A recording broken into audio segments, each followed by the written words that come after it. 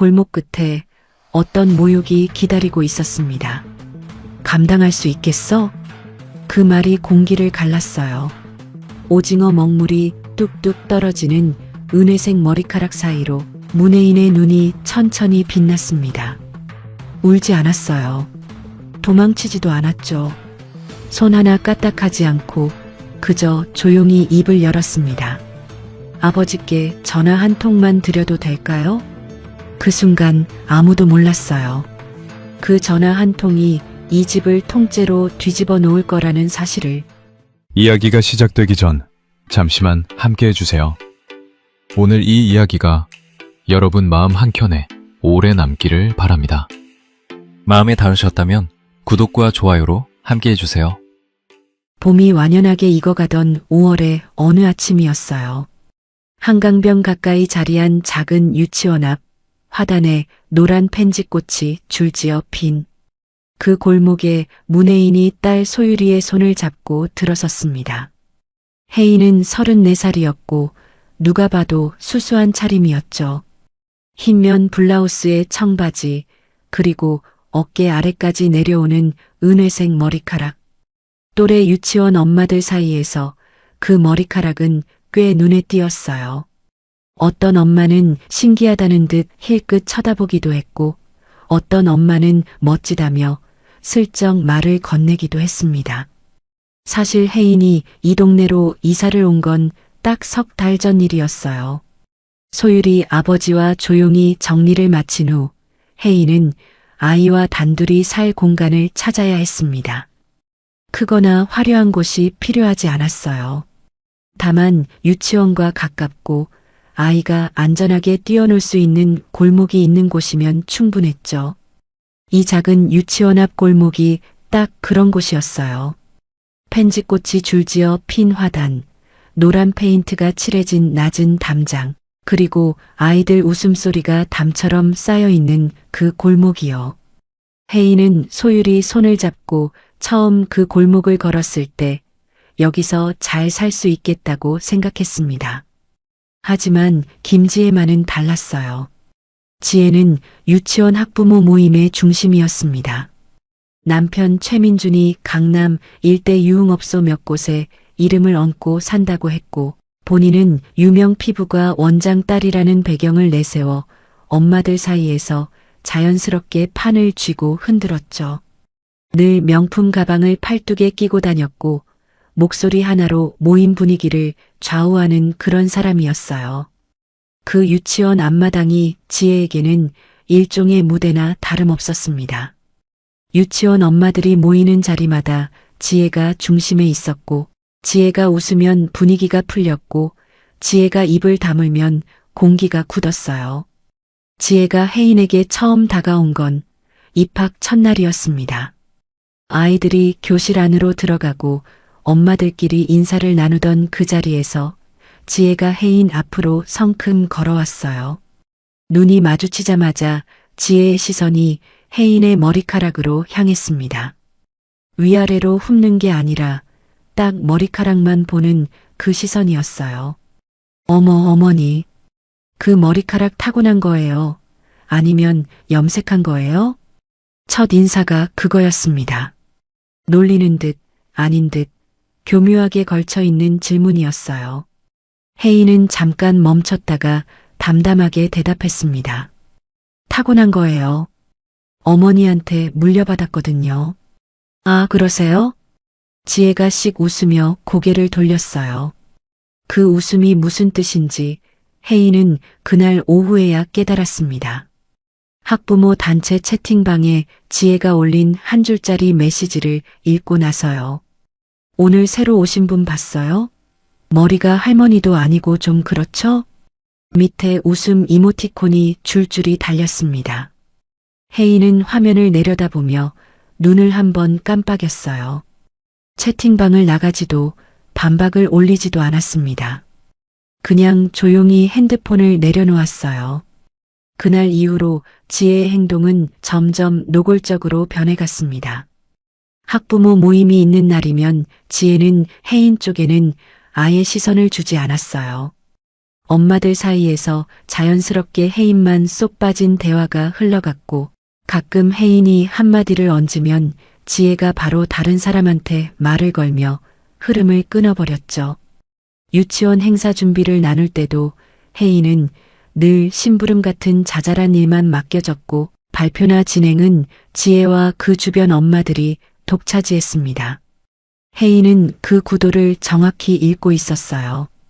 지혜가 자신을 타깃으로 삼은 데는 이유가 있었습니다. 지혜는 언제나 자신보다 낮아 보이는 사람에게는 군림했고 높아 보이는 사람에게는 달라붙었어요. 혜인은 그 기준에서 보면 딱 아래쪽이었죠.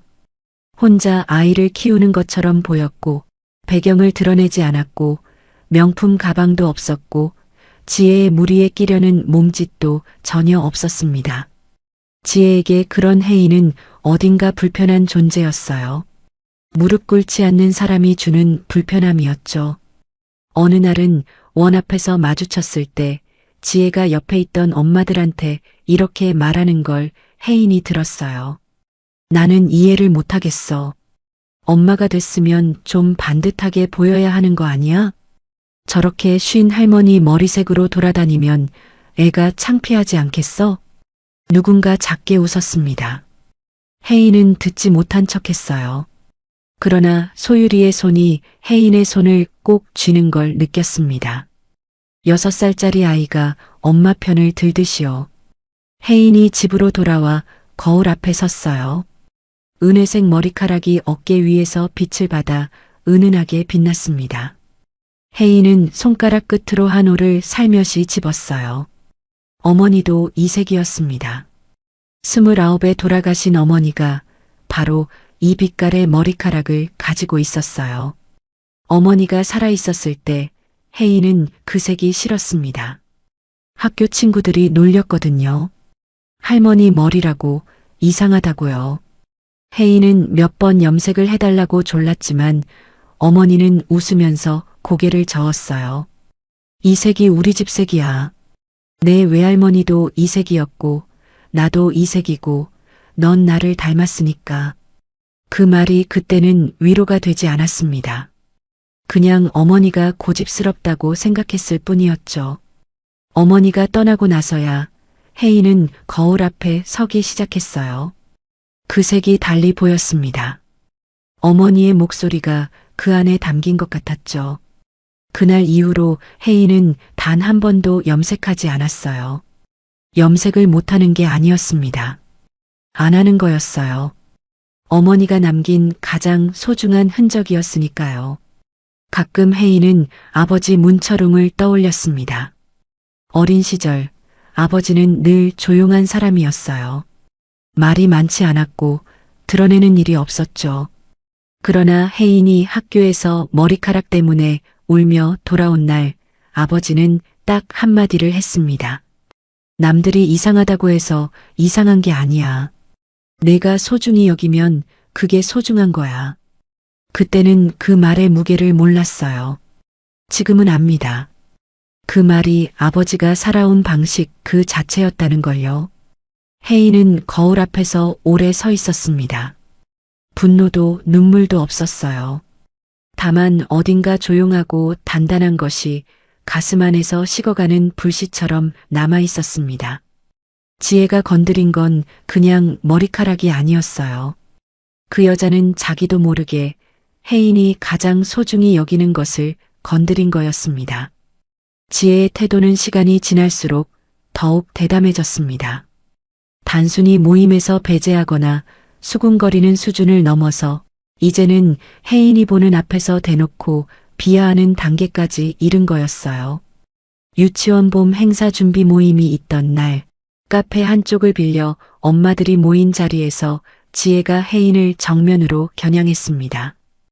혜인 씨 있잖아요. 제가 아는 피부과 원장님이 모발 클리닉도 하시는데 소개해 드릴까요? 그 머리 좀 어떻게 해야 할 것 같아서요. 솔직히 애들 눈에는 엄마 머리가 할머니처럼 보이지 않겠어요? 주변 엄마 몇 명이 시선을 피했어요. 불편한 듯 커피잔을 내려다보거나 핸드폰을 만지작거렸죠. 하지만 아무도 지혜를 말리지 않았습니다. 이미 그 무리 안에서 지혜의 말에 토를 다는 건 자기 자신을 표적으로 만드는 것과 같다는 걸 모두 알고 있었으니까요. 혜인은 천천히 찻잔을 내려놓고 지혜를 바라봤습니다. 목소리 하나 흔들리지 않았어요. 괜찮아요, 지혜 씨. 저는 이 머리가 좋거든요. 짧고 명확한 대답이었습니다. 지혜의 눈썹이 미세하게 올라갔어요. 이 여자가 왜 발끈하지 않지 하는 표정이었죠. 혜인이 자기 말에 상처받거나 당황하길 기다렸는데 그게 없으니 오히려 지혜 쪽이 어색해진 거였습니다. 지혜는 무언가 더 하고 싶은 말이 있는 듯 입꼬리를 구부렸지만 그날은 거기서 멈췄어요. 모임이 끝나고 엄마들이 하나둘 자리를 뜨는 동안 혜인은 남은 차를 마저 마셨습니다. 지혜가 무리를 이끌고 카페 문을 나서면서 한 번 뒤를 돌아봤어요. 혜인과 눈이 마주쳤습니다. 지혜의 눈 안에 뭔가 불편한 것이 있었어요. 모욕을 줬는데 상대가 흔들리지 않을 때 생기는 그 불편함이요. 지혜는 먼저 시선을 거뒀습니다. 그날 저녁 지혜는 집으로 돌아오자마자 남편 최민준에게 카페에서 있었던 일을 털어놓았어요. 주방 식탁에 앉아 와인을 따르면서 목소리에 날이 서 있었습니다. 저 여자가 진짜 뭔데? 내가 그렇게 말해도 눈 하나 안 깜짝해. 어디서 굴러온 건지도 모르는 애가. 최민준이 맞은편에 앉아서 핸드폰을 만지작거리다가 고개를 들었어요. 그냥 무시해. 걔가 뭐라고. 무시가 안 된다니까. 저런 애가 저렇게 당당하게 돌아다니는 꼴을 보면 속이 뒤집혀. 최민준이 피식 웃었습니다. 그럼 좀 혼내줘야지. 지혜의 눈이 가늘어졌어요. 두 사람 사이에 잠깐 침묵이 흘렀습니다. 최민준이 핸드폰을 내려놓으며 앞으로 몸을 기울였어요. 내가 생각해 놓은 게 있어. 두 사람이 주방 식탁에 마주 앉아 목소리를 낮춰 이야기하는 동안 창밖으로는 봄밤의 골목이 조용히 흘러가고 있었습니다. 최민준이 먼저 핸드폰 카메라 앱을 켜보이며 각도를 이야기했고 지혜가 주방 쪽을 힐끗 보며 재료를 떠올리는 눈빛을 했어요. 오징어 먹물 파스타가 계획에 들어온 건 그때였습니다. 지혜가 입꼬리를 올리며 고개를 끄덕였어요. 두 사람의 와인잔이 부딪혔습니다. 소리가 작고 낮았어요. 그날 밤 그 식탁에서 만들어진 계획이 며칠 뒤 혜인의 머리 위로 쏟아질 거라는 걸 두 사람은 신이 나서 상상하고 있었습니다. 며칠 뒤 지혜가 채팅방에 메시지를 올렸어요. 이번에는 단체방이 아닌 혜인을 제외한 엄마들끼리의 방이었는데 누군가 실수로 혜인한테 캡처를 보내버린 거였습니다. 솔직히 저 사람 좀 이상하지 않아요? 아이 엄마가 저렇게 돌아다니면 소율이도 유치원에서 놀림받을 텐데 그냥 좀 정상적으로 염색이나 하지. 왜 굳이 저러고 싶은 건지. 아, 혹시 집에 돈이 없어서 못하는 건가요? 그것도 좀 그렇네. 마지막 문장이 달랐어요. 단순한 비하가 아니라 경제적인 무시까지 얹은 거였습니다. 혜인의 손이 잠깐 멈췄어요. 그리고 핸드폰을 뒤집어 식탁 위에 올려놓았습니다. 그날 저녁 소율이가 밥을 먹다가 불쑥 물었어요. 엄마, 오늘 유치원에서 은수가 엄마 머리카락 이상하다고 했어. 할머니 머리래. 그거 지혜 이모가 한 말이라고. 혜인은 숟가락을 내려놓지 않았습니다. 그냥 소율이 머리를 한번 쓰다듬으며 말했어요. 예쁜 거야. 이 세상에 하나밖에 없는 색깔이거든. 소율이가 고개를 갸웃하더니 이내 밥그릇에 시선을 돌렸습니다. 혜인은 그날 밤 오래 잠들지 못했어요. 천장을 바라보며 생각했습니다. 지혜가 자신을 이렇게까지 건드리는 이유가 뭔지를요. 단순한 취향 차이나 텃세라고 보기엔 집착이 지나쳤어요. 생각해보면 지혜는 혜인이 반응하지 않을 때마다 강도를 높였습니다. 무시당하는 걸 참지 못하는 사람이었어요. 자기보다 낮아 보이는 사람이 자기 앞에서 당당하게 있는 꼴을 견디지 못하는 거였죠. 혜인의 은회색 머리카락은 그냥 구실이었습니다. 진짜 이유는 혜인이 지혜의 시선에 흔들리지 않는다는 것, 바로 그거였어요. 그리고 사흘 후 지혜로부터 카카오톡 메시지가 왔습니다. 혜인 씨, 저번에 말이 좀 심했죠? 사실 제가 혜인 씨 머리 진심으로 걱정되어서요. 우리 집에 한번 오실래요? 제가 전문 헤어 제품도 있고 제대로 도와드리고 싶어서요. 진심이에요. 오해하지 마세요. 혜인은 오래 생각하지 않았습니다. 지혜가 어떤 사람인지, 어디까지 갈 사람인지 눈으로 확실히 봐둘 필요가 있다고 판단했거든요. 정중하게 수락했어요. 지혜의 집으로 가는 길에 혜인은 아버지에게 짧게 문자를 남겼습니다. 주소와 함께요. 아무 설명 없이 그냥 어디 간다는 것만이요. 그건 혜인의 오래된 습관이었어요. 아버지가 늘 그렇게 가르쳤거든요. 어디를 가든 위치는 알려야 한다고요. 지혜의 집은 성북구 고급 빌라 단지 안에 있었습니다. 넓은 거실에 유럽산 가구가 가득했고 주방은 인테리어 잡지에서 오려낸 것처럼 반짝였어요. 지혜는 문을 열자마자 환한 얼굴로 혜인을 맞았습니다. 식탁 위에는 와인이 한 병 놓여 있었어요. 주방 쪽에서는 음식 냄새가 났고 달콤한 듯 비릿한 냄새가 섞여 들어왔습니다. 혜인은 자리에 앉으며 그 냄새를 한 번 더 맡았어요. 어디선가 맡아본 듯한 묘하게 걸리는 냄새였습니다. 어서 와요, 혜인 씨. 안으로 들어와요. 거실 쪽 소파에 앉아 대화를 나누는 척하는 동안 지혜는 연신 와인잔을 채웠습니다. 혜인은 입에만 댔어요. 지혜의 말은 처음에는 달콤했죠. 유치원 행사 얘기, 아이들 얘기, 동네 맛집 얘기. 그러다가 조금씩 방향이 틀어지기 시작했습니다. 탐문하는 것처럼요. 혜인 씨는 남편은 어떤 분이에요? 따로 살아요. 아, 이혼하셨구나.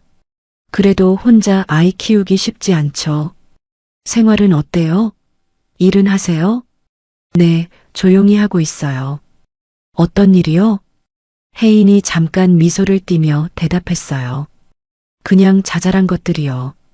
더 이상 설명하지 않았습니다. 지혜의 눈이 한번 좁아졌다가 다시 원래대로 돌아왔어요. 지혜가 계속 파고들었습니다.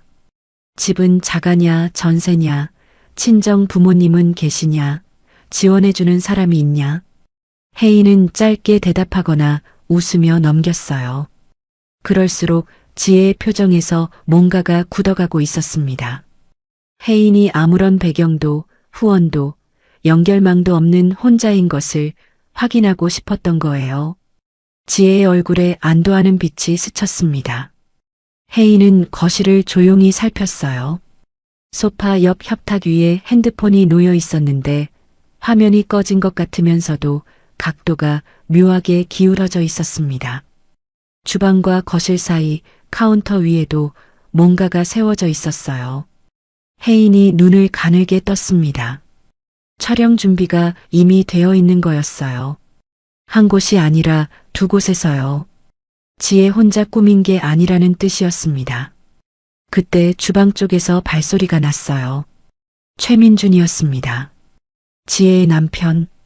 키가 크고 체격이 좋은 남자였는데 들어오면서부터 혜인을 위아래로 훑어보더니 피식 웃었어요. 아, 그 머리 문제 있다는 아줌마가 당신이구나. 얘기 많이 들었어요. 혜인이 천천히 시선을 돌려 최민준을 바라봤습니다. 그는 손에 핸드폰을 들고 있었고 카메라 앱이 이미 켜진 채였어요. 혜인은 그걸 봤지만 표정을 바꾸지 않았습니다. 이 두 사람이 오늘 무언가를 계획하고 자신을 불렀다는 걸 이제는 확실히 알 수 있었어요. 혜인은 도망칠 수도 있었습니다. 일어서서 나가면 그만이었죠. 그러나 혜인은 움직이지 않았어요.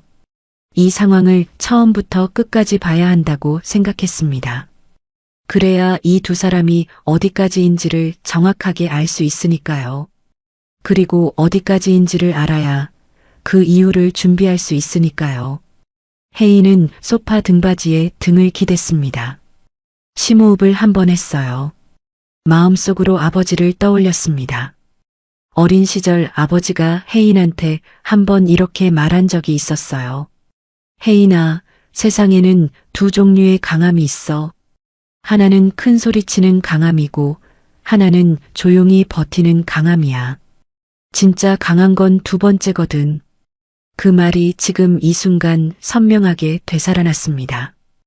혜인은 조용히 버티기로 했어요. 끝까지요. 지혜가 자리에서 일어나 주방 쪽으로 걸어갔습니다. 냄비가 끓는 소리가 났어요.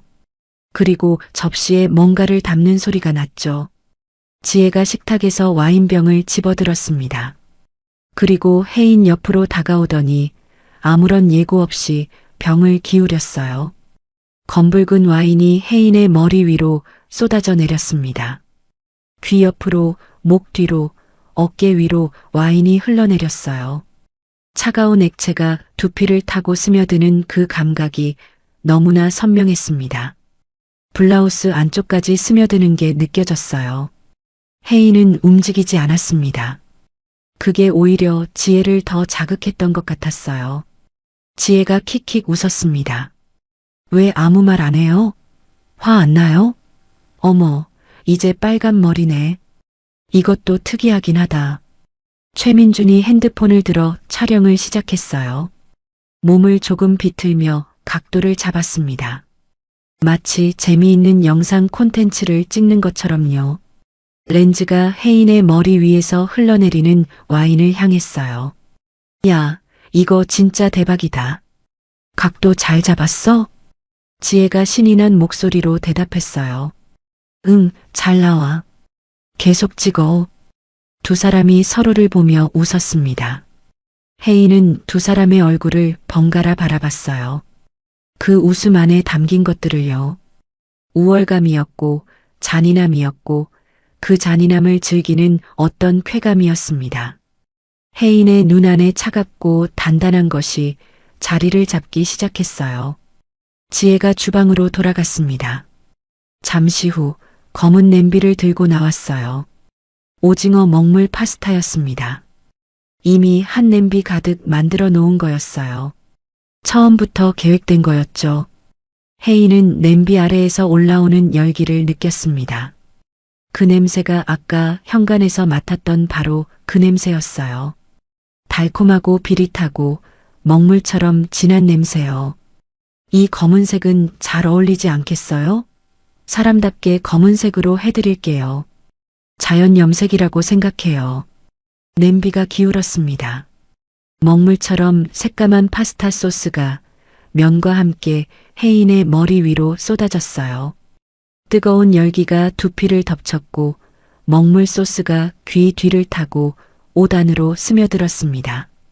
오징어 냄새가 코를 찔렀고 파스타 면이 어깨 위로 흘러내렸어요. 등받이까지 흘러내린 소스가 의자 다리로 뚝뚝 떨어졌습니다. 최민준이 핸드폰을 흔들며 낄낄댔어요. 이거 SNS에 올리면 대박 아니야? 조회수 100만은 기본이겠는데. 혜인은 그 말을 들으면서도 눈을 깜빡이지 않았습니다. 오징어 냄새가 코끝을 찌르고 뜨거운 기운이 두피를 감싸는 그 순간에도 혜인의 눈은 최민준의 핸드폰 렌즈를 정면으로 보고 있었어요. 피하지 않았습니다. 그 렌즈 안에 자신의 얼굴이 담기도록 내버려뒀어요. 왜냐하면 그 영상 안에는 혜인의 얼굴만 담기는 게 아니었으니까요.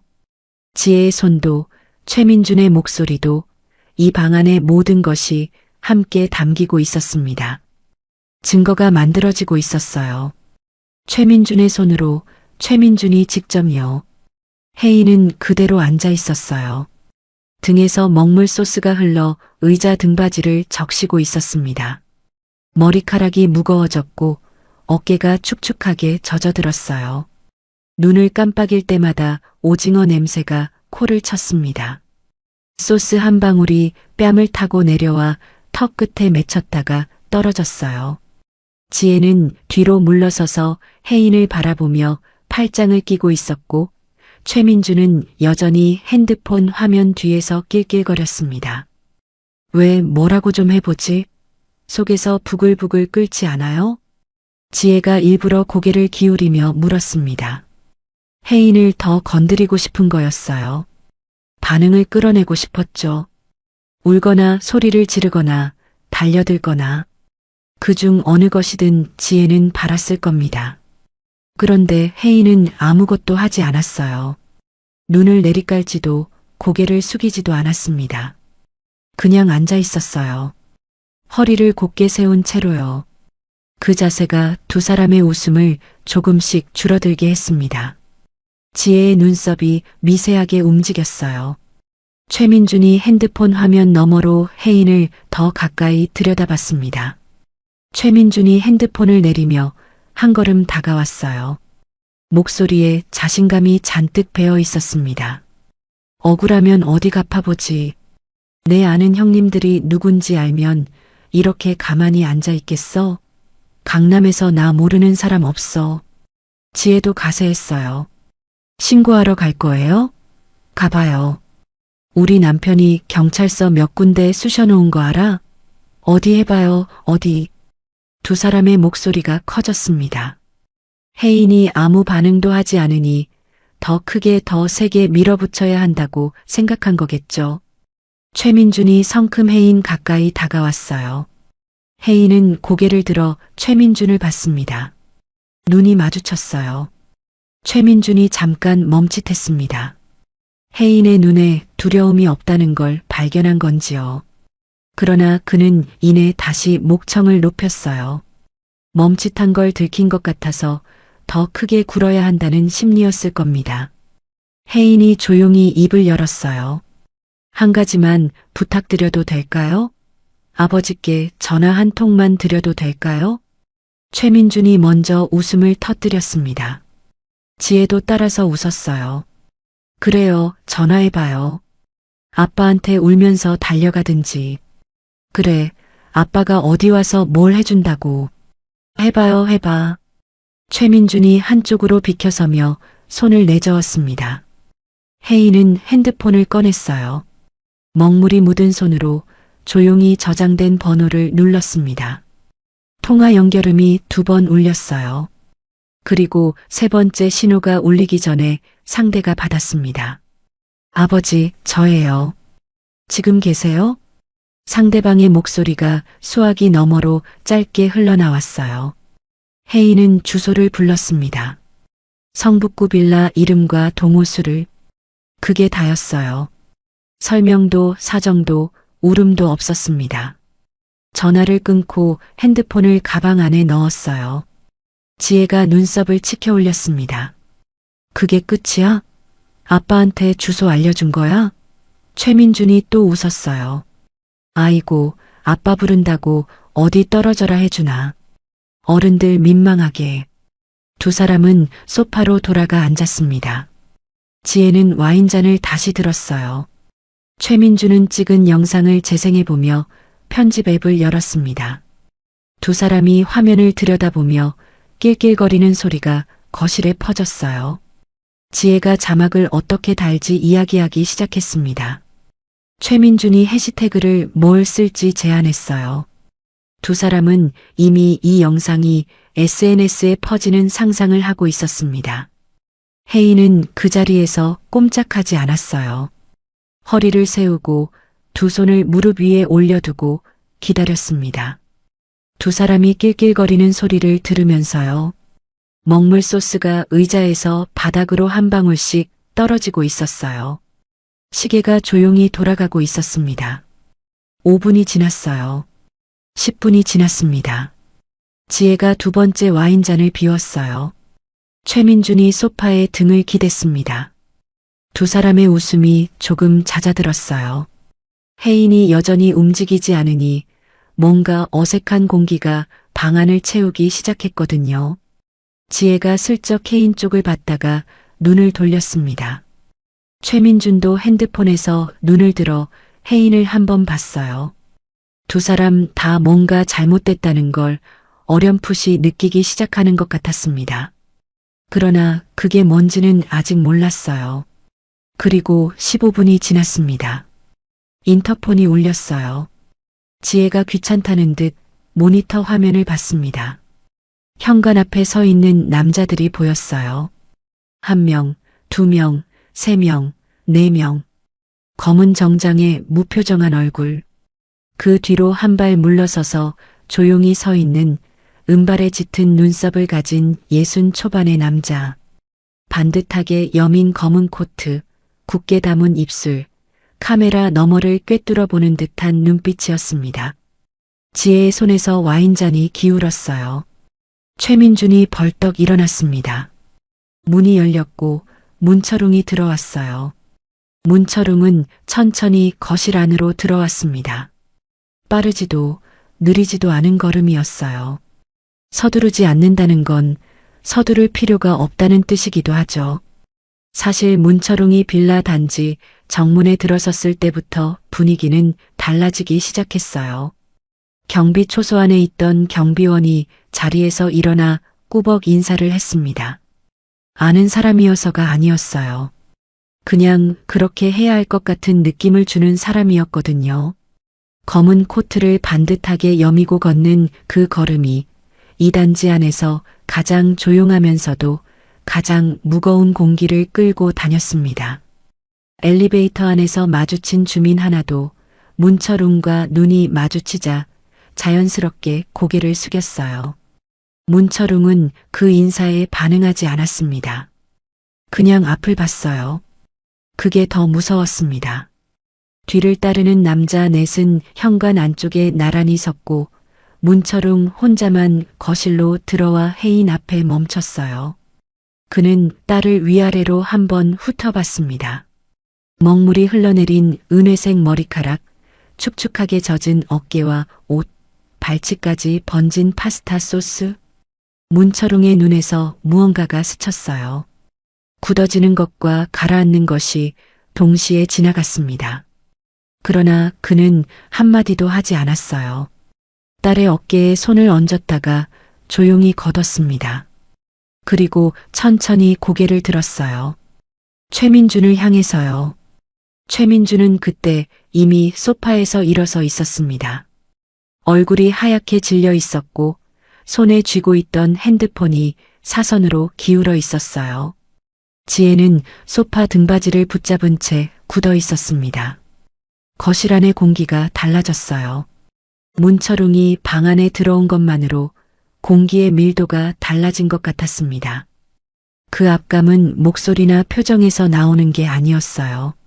수십 년간 대한민국 뒷세계의 정점에서 사람들 위에 서 있었던 사람만이 가질 수 있는 존재 자체에서 나오는 무게였습니다. 문철웅은 이름 석자만으로 판이 조용해지는 사람이었어요. 강남 유흥업소 몇 곳에 이름을 얹고 허세를 부리며 살아온 최민준이 상대해온 형님들 중 가장 높은 사람도 문철웅 앞에서는 고개를 숙이는 위치였습니다. 그 차이를 최민준의 몸이 먼저 알아챘어요. 다리가 미세하게 떨렸습니다. 저분이 누구야? 최민준이 낮게 지혜에게 물었어요. 지혜는 대답하지 못했습니다. 문철웅이 품 안에서 손수건을 꺼내 혜인에게 건넸어요. 흰면 손수건이었습니다.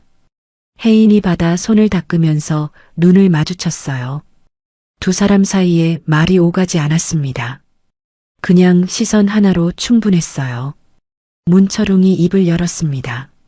낮고 느린 목소리였어요. 여기 주인이 누구요? 최민준이 기어들어가는 목소리로 대답했습니다. 저입니다. 그렇군요. 문철웅은 거실을 천천히 둘러봤어요. 유럽산 가구, 반짝이는 조명, 식탁 위에 쓰러진 와인병. 그러다가 시선이 최민준 손의 핸드폰에 멈췄습니다. 문철웅이 현관 쪽을 향해 고개를 조금 돌렸어요. 말 한마디 없이요. 그랬더니 남자 하나가 앞으로 나와 최민준 앞에 섰습니다. 최민준이 뒤로 한 발 물러섰어요. 남자가 손을 내밀었습니다. 이게 무슨... 들이세요. 혜인이 조용히 말했어요. 최민준은 혜인을 봤다가 문철웅을 봤다가 결국 핸드폰을 내밀었습니다. 받은 남자가 뒤로 물러서서 영상을 확인하기 시작했어요. 최민준이 입술을 달싹였습니다. 나도 아는 형님 있어. 강남에서 나 모르는 사람 없어. 함부로 하면 안 돼. 내가 전화 한 통만 하면. 어디 있는 형님들이요. 문철웅이 천천히 말했습니다. 의문문이 아니었어요. 그냥 확인하는 말이었죠. 최민준의 말이 그 자리에서 뚝 끊겼어요. 말해보세요. 누구누구요? 최민준의 얼굴이 붉어졌다가 다시 창백해졌습니다. 그는 결국 핸드폰을 꺼내 번호를 눌렀어요. 자신이 가장 믿는 형님 번호였습니다. 신호가 갔어요. 한 번, 두 번, 세 번. 받지 않았습니다. 다른 번호를 눌렀어요. 이번에는 받았습니다. 그러나 상대방의 목소리를 듣자마자 최민준의 얼굴이 굳었어요. 수화기 너머에서 흘러나온 말은 단 한마디였습니다. 나한테 전화하지 마. 뚝 끊겼어요. 문철웅은 그 장면을 처음부터 끝까지 조용히 지켜봤어요. 말 한마디 없이요. 최민준이 핸드폰을 내렸습니다. 손이 떨렸어요. 강남에서 자신이 쌓아온 인맥이라는 것이 문철웅이라는 이름 앞에서 순식간에 증발해버렸습니다. 거품이 터지는 건 순간이었어요. 문철웅은 더 이상 묻지 않았습니다. 그리고 등받이가 곧은 의자 하나를 끌어다 앉았어요. 명령한 것도 아니었습니다. 그냥 자연스럽게 이 공간의 무게중심이 이동하는 것처럼요. 지혜와 최민준은 어느 쪽으로도 가지 못한 채 그 자리에 서 있었어요. 문철웅이 거실 한가운데에 앉자 공기가 더 무거워졌습니다. 현관 쪽에는 남자 넷이 조용히 서 있었고 문철웅은 두 사람과 정면으로 마주하고 있었어요. 앉으라는 말도 없었고 나가라는 말도 없었습니다.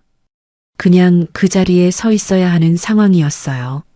지혜가 슬쩍 옆으로 발을 옮기려 했지만 현관 쪽 남자가 눈을 한번 맞추는 것만으로 멈춰 섰습니다. 말 한마디 없이 그렇게 됐어요. 문철웅은 잠시 아무 말도 하지 않았습니다. 그 침묵이 오히려 더 무거웠어요. 시계 초침 소리가 들릴 정도였죠. 지혜가 먼저 못 이기겠다는 듯 입을 열었습니다. 저 그냥 장난으로 한 거예요. 진짜로 해치려던 게 아니라 그냥 좀 도와드리려고. 장난이요. 문철웅이 그 말을 천천히 반복했어요. 감정이 담기지 않은 목소리였습니다. 오히려 그게 더 서늘했죠. 지혜가 입을 다물었어요. 이걸 장난이라고 생각하는 사람들이 있군요. 문철웅의 시선이 혜인 쪽으로 옮겨갔습니다. 딸의 머리카락에서 먹물이 아직도 조금씩 떨어지고 있었어요. 은회색이었던 머리카락이 검게 젖어 있었습니다. 봄빛 아래에서 빛나던 그 색이 지금은 보이지 않았어요. 문철웅의 눈가가 아주 미세하게 떨렸습니다. 잠깐이었어요. 그리고 다시 표정이 고요해졌죠. 두 분한테 여쭤볼 게 있어요. 목소리는 여전히 낮고 고요했습니다. 위자료를 내야 할 것 같은데요. 제 딸 머리카락이 돌아가신 제 아내가 남긴 흔적입니다. 유전이에요. 같은 색이거든요. 그걸 이렇게 만든 대가가 있어야겠죠. 최민준이 굳었습니다. 지혜가 눈을 깜빡이며 물었어요. 얼마나요? 2억. 지혜의 얼굴에서 혈색이 사라졌습니다. 최민준은 눈을 몇 번 깜빡이더니 뭔가 계산하는 것 같았어요. 그리고 이내 표정이 무너졌습니다. 그 빌라 보증금이 얼마인지, 차 할부가 얼마나 남았는지, 통장 잔액이 어느 정도인지, 2억이라는 숫자 앞에서 그 계산이 전부 허물어지는 게 얼굴에 다 보였어요. 그건 너무 과한 거 아닙니까? 법적으로도 그 정도 액수는 말이 안 되고 법으로 가시겠어요? 문철웅이 고개를 조금 기울였습니다. 그 동작 하나에 최민준이 말을 삼켰어요. 그러시면 그렇게 하셔도 됩니다. 저도 법을 잘 아는 사람들이 있으니까요. 영상도 있고 증거도 충분하고 모욕죄에 상해죄까지 붙으면 꽤 오래 걸리겠죠. 그쪽이 직접 찍은 그 영상이 법정에 나오면 누가 더 곤란하겠어요. 최민준의 입술이 움직이다가 멈췄습니다. 지혜가 팔을 잡았어요. 지혜는 잠깐 눈을 감았습니다. 그리고 조용히 핸드폰을 꺼냈어요. 친정아버지 피부가 원장 번호를 눌렀습니다. 신호가 갔어요. 2번, 3번, 연결이 됐습니다. 지혜가 낮은 목소리로 말했어요. 아버지, 저 좀 도와주셔야 할 것 같아요. 잠깐의 침묵이 흘렀습니다. 그리고 전화 너머에서 짧은 대답이 왔어요. 나한테 전화하지 마라. 내가 뭘 어떻게 해줄 수 있다고. 뚝 끊겼습니다. 지혜의 손에서 핸드폰이 식탁 위로 떨어졌어요. 친정아버지가 어떤 사람인지, 정작 딸이 절박한 순간에 어떻게 행동하는지가 그 한마디에 다 담겨 있었습니다. 지혜가 내세우던 배경도 허세도 그게 전부였어요. 문철웅은 그 장면을 보고도 아무 말 하지 않았습니다. 그냥 지켜봤어요. 그럼 그 돈이 없으면요? 최민준이 기어들어가는 목소리로 물었습니다. 돈이 없으면 몸으로 갚아야지요. 문철웅이 일어섰어요. 의자 다리가 바닥을 긁으며 소리를 냈습니다. 동해에 오징어잡이 배가 있어요. 사람 손이 많이 필요한 곳이에요.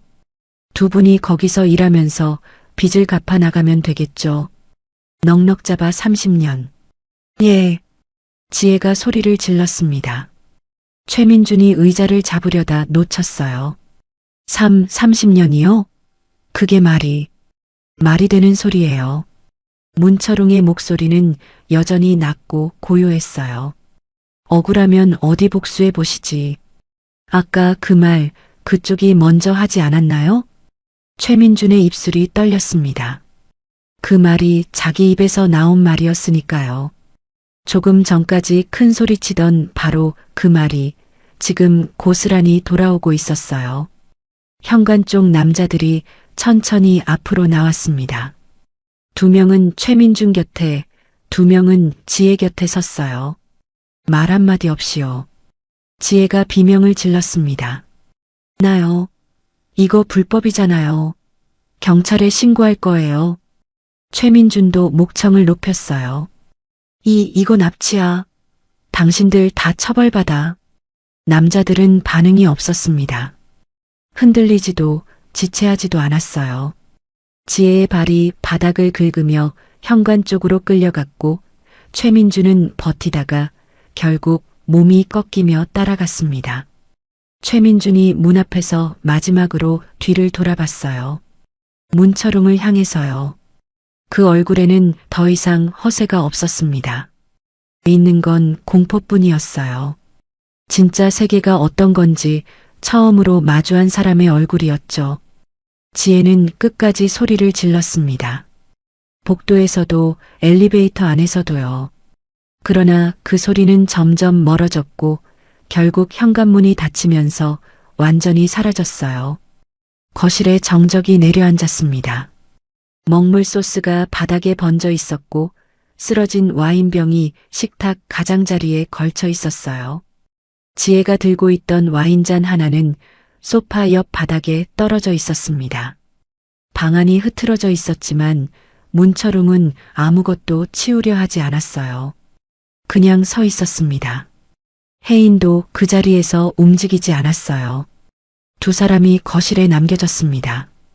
먹물 냄새와 와인 냄새가 섞여 있는 공간에서 아버지와 딸이 마주 섰어요. 문철웅이 돌아서서 혜인을 봤습니다. 괜찮니? 처음으로 나온 말이었어요. 딱 3글자였지만 거기에는 꽤 많은 것이 담겨 있었습니다. 혜인이 고개를 끄덕였어요. 말 대신요. 두 사람은 식탁을 사이에 두고 마주 앉았습니다.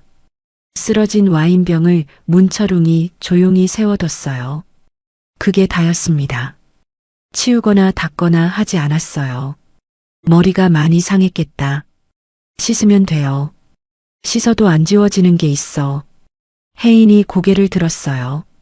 아버지가 보고 있었습니다. 눈에 무언가 고여 있는 것 같았어요. 혜인아. 그 한마디가 공기 속에 조용히 내려앉았습니다. 문철웅이 딸의 이름을 부른 건 그 방 안에서 처음이었어요. 혜인이 숨을 살짝 멈췄다가 내쉬었습니다. 내 어머니도 그 색이었어. 봄에 빛 들어오면 꼭 저렇게 빛났는데 내가 그 색을 얼마나 좋아했는지 몰라. 너한테서 그 색을 볼 때마다 내 어머니가 아직 어딘가 있는 것 같아서. 문철웅의 목소리가 낮아졌어요. 그 안에 오래된 무언가가 담겨 있었습니다. 혜인은 아무 말도 하지 않았어요. 그냥 듣고 있었습니다. 저 여자가 검은색이 더 사람답다고 했다지. 혜인이 조용히 고개를 끄덕였어요. 그건 틀린 말이야. 사람다운 게 색깔로 결정되지는 않아. 저 두 사람이 오늘 한 짓을 봐. 멀쩡한 색 가지고 있어도 사람답지 못한 거야. 색이 아니라 행동이 사람을 만드는 거거든. 문철웅이 식탁 위에 두 손을 올렸습니다. 손등에 주름이 깊었어요. 세월이 그 위에 얹혀 있었죠. 화려하게 드러내는 게 강한 게 아니야. 저 사람들처럼 큰 소리 치는 게 강한 게 아니고, 진짜 강한 건 흔들리지 않는 거야. 흔들어도 뿌리가 남아있는 거야. 너 오늘 그랬잖아. 저 사람들이 아무리 쏟아부어도 내가 먼저 허리 굽히지 않았잖아. 혜인의 손이 자기도 모르게 머리카락 한 올을 쥐었습니다. 그 감촉이 익숙했어요. 오래전부터 알고 있었던 것처럼요. 아버지. 응? 무서우셨어요? 저 연락 받으셨을 때. 문철웅이 잠깐 웃었습니다. 조금 씁쓸하고 조금 따뜻한 웃음이었어요. 무섭지 않은 아버지가 어디 있겠냐? 혜인의 눈이 뜨거워졌습니다. 그러나 눈물은 흘리지 않았어요. 입술을 꼭 다물고 그냥 앉아 있었습니다. 아버지 앞에서요. 먹물 냄새가 아직 가시지 않은 방 안에서 두 사람은 한동안 그 자리에 머물렀어요. 서두르지 않고요. 봄바람이 창틈으로 조금 들어왔습니다. 먹물 냄새와 봄 냄새가 잠깐 섞였다가 봄 냄새가 이겼어요. 동해는 멀었습니다. 배가 떠나는 시각은 새벽 4시였어요. 항구에는 짠 바람이 불었고 갈매기 소리도 없는 그 시간에 부두는 조용하고 어두웠습니다. 남자들이 최민중과 지혜를 선착장 끝에 세워진 낡은 배 앞으로 데려갔어요. 배의 이름은 청어호였는데 이름과 달리 오징어를 잡는 배였습니다. 선장은 말이 없는 사람이었어요. 두 사람을 보더니 그냥 고개를 한번 끄덕이고 선실 안으로 들어갔습니다. 지혜는 부두 바닥에 주저앉아 울었어요. 어깨에서 명품 가방이 흘러내렸고 구두굽이 부두 틈새에 끼어 있었습니다. 강남 유치원 엄마들 앞에서 늘 고개를 높이 들고 다니던 그 사람이 새벽 어두운 항구 바닥에 주저앉아 있었어요. 최민주는 울지 않았습니다. 대신 그 자리에 서서 허공을 바라봤어요. 눈 안에 아무것도 없었습니다. 강남에서 자신이 쌓아온 것들, 허세와 거품으로 만든 그 탑이 하룻밤 사이에 사라져버린 사람의 눈이었어요. 배가 출항했습니다. 부두가 멀어졌어요. 지혜가 뱃전에 기대어 서울 쪽을 바라봤습니다. 새벽 바다는 검었어요. 오징어 먹물보다 더 검고 깊었습니다. 그 바다 위에서 두 사람은 오래 서 있었어요. 날이 밝자 선장이 두 사람을 갑판으로 불렀습니다. 금을 다루는 법부터 배웠어요. 지혜는 처음에 손을 뻗지 않으려 했습니다. 그러나 선장이 눈 한 번 치켜뜨는 것으로 충분했어요. 지혜의 손이 그물을 잡았습니다. 명품 코트 소매가 바닷물에 젖었어요. 최민주는 아무 말 없이 그물을 잡아당겼습니다. 강남에서 목청껏 큰 소리치던 그 손이 새벽동에 바다 위에서 그물줄을 끌어당기고 있었어요. 두 사람 다 말이 없었습니다. 파도 소리와 갈매기 소리만 그 자리를 채웠어요. 서울에서는 봄비가 내리고 있었습니다. 집으로 돌아오는 길에 혜인은 우산 없이 걸었어요. 문철웅이 우산을 건네줬지만 혜인이 괜찮다고 했습니다. 머리에 오징어 먹물 파스타를 뒤집어 쓴 사람한테 봄비가 뭐가 대수겠냐고요. 문철웅이 그 말에 피식 웃었어요. 그리고 그도 우산을 접었습니다. 함께 맞자는 거였죠. 두 사람이 나란히 비를 맞으며 걸었어요. 말없이요. 빗소리만 조용히 따라왔습니다. 집에 돌아와 혜인은 욕실에 들어갔어요. 샤워기를 틀고 오래 서 있었습니다. 검은 먹물이 배수구로 내려가는 것을 봤어요. 소스가 흘러내리고 와인 냄새가 빠지고 파스타 기름기가 씻겨나갔습니다. 그리고 나중에는 그냥 맑은 물만 남았어요. 은회색 머리카락이 물을 머금어 짙어져 있었습니다. 혜인은 거울을 봤어요. 먹물도 소스도 와인도 없는 얼굴이었습니다. 당연한 얼굴이었어요. 자기 얼굴이었습니다. 드라이기를 들고 머리카락을 말리기 시작했어요. 뜨거운 바람이 지나갈수록 은빛이 다시 살아났습니다. 봄빛 아래에서 어머니의 머리카락이 빛나던 것처럼 지금 이 욕실 조명 아래에서도 그 색이 빛났어요. 혜인은 드라이기를 끄고 거울 앞에 한동안 섰습니다. 이 색을 어머니에게 물려받은 것처럼 언젠가 소율이에게도 이 색이 올지 모른다고 생각했어요. 그렇다면 그건 참 좋은 일이라고요. 다음 날 유치원 앞에 섰을 때 달라진 건 아무것도 없었습니다. 화단에는 펜지꽃이 여전히 피어 있었고 아이들이 선생님 손을 잡고 줄지어 들어가고 있었어요. 혜인은 소율이 손을 잡고 정문 앞에 섰습니다. 은회색 머리카락이 봄바람에 살짝 흔들렸어요. 지혜가 없어지자 무리의 경계가 흐트러진 것 같았습니다. 지혜의 눈치를 보느라 혜인을 외면하던 엄마 하나가 이날 처음으로 혜인한테 먼저 다가왔어요. 저 혜인 씨, 저 예전부터 말 걸고 싶었는데 머리카락 진짜 예쁘더라고요. 혜인이 잠깐 멈췄다가 웃었습니다. 감사해요. 소율이가 가방을 들고 선생님한테 달려갔어요. 돌아보지 않고요. 그 뒤통수가 귀여웠습니다. 혜인은 소율이가 교실로 들어가는 걸 끝까지 봤어요. 그날 오후 혜인은 오래전에 저장해뒀던 노트를 꺼냈습니다. 표지가 낡아 있었어요. 안쪽 첫 장에 어머니 사진이 붙어 있었습니다. 28살의 어머니, 은빛을 막 띄기 시작한 머리카락으로 환하게 웃고 있는 사진이었어요. 혜인이 그 사진을 손가락 끝으로 가만히 짚었습니다. 오래 보지 않았어요. 잠깐이요. 노트를 덮고 창밖을 봤습니다. 봄이었어요. 나무들이 연두색 잎을 내밀고 있었습니다. 혜인은 머리카락 한 올을 집어 올렸어요. 햇빛 아래에서 은빛이 났습니다. 어머니가 남긴 것, 바꾸지 않을 것, 자신의 것. 그 색깔이 지금 이 순간 어느 때보다 아름다워 보였어요. 그리고 혜인은 소율이 하교 시간에 맞춰 외투를 집어들었습니다. 서두르지 않고 당당하게요. 여러분, 오늘 이야기 어떠셨어요? 혜인 씨가 머리에 와인과 오징어 먹물 파스타를 뒤집어 쓰는 장면에서 정말 가슴이 뻐근하셨을 것 같아요. 저도 함께 분해하고 함께 주먹을 쥐었거든요. 그런데 혜인 씨는 한 번도 무너지지 않았잖아요. 소리치지도 달려들지도 눈물을 보이지도 않았어요. 그 조용한 당당함이 결국 가장 큰 힘이 됐습니다. 오늘 이야기에서 제일 마음에 남는 건 문철웅 회장의 말 한마디예요. 진짜 강한 건 흔들리지 않는 거야. 흔들어도 뿌리가 남아있는 거야. 우리 살다 보면 이유도 없이 깎이는 순간들이 있잖아요. 내가 잘못한 것도 없는데 누군가의 말 한마디에, 시선 하나에 흔들릴 때요. 그럴 때마다 혜인 씨처럼 자기 자신의 뿌리를 믿는 사람이 결국 버티는 거 아닐까 싶어요. 혜인 씨의 은은색 머리카락은 그냥 외모가 아니었잖아요.